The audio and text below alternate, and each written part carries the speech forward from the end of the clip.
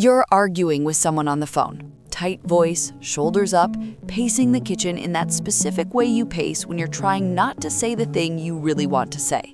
And your dog gets up.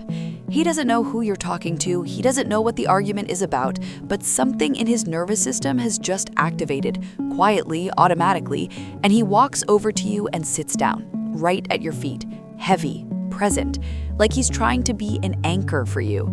Your cat, meanwhile, is on the windowsill. She heard the whole thing. She's been awake the entire time, but she hasn't moved. She's watching the street outside, and when she finally does turn to look at you, it's brief, just a glance, and then she's back to the window. And most people read this as, my dog is empathetic, my cat is indifferent. But here's the thing that changes everything. Your dog sat at your feet because thousands of years of deliberate human selection built that response into him. Humans chose the dogs who were most sensitive to our emotional states, who moved toward our distress, who tried to resolve it. Generation after generation, we shaped a species around our own emotional needs. Your cat? Nobody did that. Nobody selected her for emotional attunement. Nobody bred her to care about your cortisol levels. And yet, she turned to look at you. That glance, that was entirely her own idea, and that changes everything about what it means. Let's stay with your cat on the windowsill, because understanding what she is, biologically, evolutionarily, is the only way to understand what that glance actually costs her. Your cat is, in the most precise scientific sense, a self-domesticated animal. Dogs were domesticated by humans, actively shaped, selected, and purpose-built over thousands of years. Cats domesticated themselves. They moved toward human settlements because our grain stores attracted rodents. We tolerated them because they controlled pests, and that was essentially the entire transaction. Nobody sat down and decided, I want a cat that reads my emotional state. I want a cat that orients toward my distress. I want a cat that forms secure attachment bonds. Nobody bred for any of that. And yet, here we are. Researcher Kristen Vitale at Oregon State University found that approximately 65% of domestic cats display a secure attachment bond to their primary caregiver, using the same strange situation protocols developed for human infants, the same protocols we use to measure whether a child feels safe enough with a parent to use them as a secure base for exploration. Nobody designed this, nobody selected for it. Your cat's attachment to you is entirely voluntary. It emerged against all evolutionary pressure because individual cats who chose to orient toward humans survived better, were fed better, were safer. And over hundreds of generations, that voluntary inclination calcified into something that looks neurologically remarkably like love. But because nobody engineered it, it expresses itself differently than canine attachment. It expresses itself through territory, through routine, through the subtle, continuous behavioral mirroring that most people never notice. Your cat wakes when you wake, settles when you settle, moves to higher ground when your energy spikes. Her nervous system is calibrated to detect environmental unpredictability at maximum sensitivity, and you, with your arguments and your tight voice and your kitchen pacing, have just introduced a significant unpredictability event into her territorial space. She didn't come to you. She doesn't work that way. Her biology was never shaped to resolve your emotional states. But she turned to look. She checked. She assessed. She ran a quiet, long-distance scan of your stress signature, reading your posture, your breathing rate, the tension in your movement, and she filed it, updated her internal model of the territory. That glance from the windowsill was not indifference. It was attention, paid in the only currency her unengineered, voluntary, entirely her own idea attachment knows how to spend. She noticed you, on her own terms, without being built to, and if that doesn't move you, nothing will. Now, let's talk about your dog at your feet.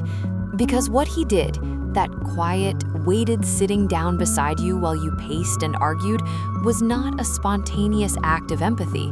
It was a trained evolutionary reflex. Beautiful and real and genuine, and also, in the most precise sense, exactly what he was designed to do. Here's what we know about how dogs were shaped. Across thousands of years of domestication, humans, consciously and unconsciously, selected for dogs who were most sensitive to human emotional states, who moved toward distress rather than away from it, who sought proximity during conflict, uncertainty, and fear. The dogs who did this were kept, were fed, were bred. The ones who didn't were not.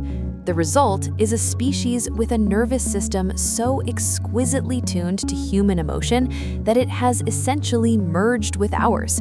Studies tracking cortisol, the primary stress hormone, show that dogs and their long-term owners develop synchronized physiological profiles. When your stress rises, his rises. When you pace the kitchen with a tight voice, his nervous system registers it as a threat event and activates a response that says, "Go to the human, reduce the threat, restore equilibrium." He's not choosing to comfort you in the way you choose things. He's compelled by thousands of years of selection pressure, by a genome that was written deliberately, iteratively, by human hands. And the genetic signature of that writing is visible.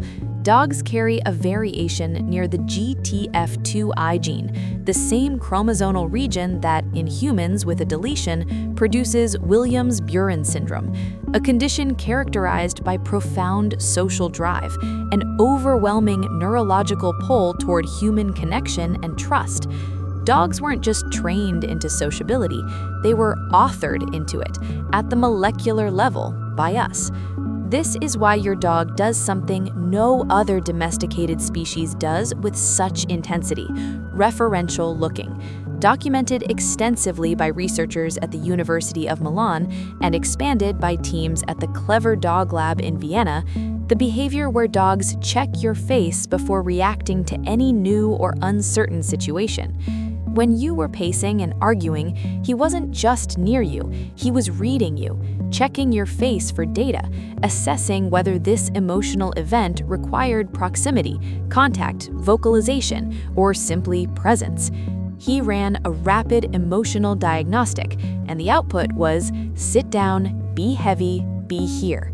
That is the most sophisticated social response in the domesticated animal world, and humans built it, piece by piece, generation by generation. Your dog's empathy is real, but it arrived by design. Hold both of these animals in mind now. Same argument, same kitchen, same stressed human. One response was engineered, shaped by thousands of years of deliberate human selection for emotional attunement, proximity seeking, and distress resolution.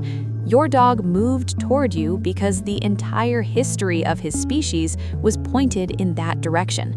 One response was chosen, emerged from a self-domestication process that nobody designed. Your cat turned to look because something in her, something unscripted and unselected and entirely her own, decided that you were worth attending to. Your dog's referential looking, that continuous automatic face checking, is a product of engineering. It is the output of a nervous system built to use your emotional state as primary navigational data. Your cat's secure base effect, that attachment bond that approximately 65% of cats form with their owners, was not bred into her. It developed despite the absence of selection pressure. It is, in the truest sense, something she arrived at on her own. Your dog loves you because he was built to. Your cat loves you because she decided to. Neither of these is more real, neither is more valuable, but they are profoundly different in what they reveal. Your dog's love is the product of an ancient contract between species, one that humans wrote and dogs fulfilled. Your cat's love is the product of an individual negotiation, one that each cat arrives at on her own terms, and no one can guarantee. And somehow, in your kitchen, while you paced and argued, and your voice went tight, both of those loves were present. One sat at your feet, one watched from the window. Both of them noticed. Here is what I want you to carry with you. Your dog's sensitivity to your emotional state is real. His cortisol rises with yours. His nervous system has no off switch where you're concerned. He has given you something extraordinary, a species-level commitment, written in genetics to care about how you feel. Every time he sits at your feet during a hard moment, he is fulfilling a promise that was made on his behalf and honoring it completely. That is not a small thing. But your cat's glance from the windowsill? That is something rarer, because nobody told her to look, nobody selected her ancestors for looking, nobody bred her to care whether you were okay. She looked anyway. She built an attachment to you out of nothing but proximity and time, and whatever it is that moves through a cat's nervous system when one particular human becomes, over months and years of ordinary days, the fixed point around which her sense of the world organizes itself. She didn't have to do this. Her species contract didn't require it. Evolution didn't demand it. She chose it, quietly, on the windowsill, in her own language. Your dog's love with the weight of 10,000 years of design behind him. Your cat's love with nothing behind her but herself. And both of those loves, in your kitchen, in your argument, in your pacing and your tight voice, were real. One sat down, one looked. Both of them were there. If this changed how you understand that moment when your cat glances at you from across the room, subscribe. We go this deep every single week. And tell us in the comments, when you're stressed or upset, what does your pet do? Do they come to you or watch from a distance? Because after everything we just covered, that answer is more meaningful than you ever knew.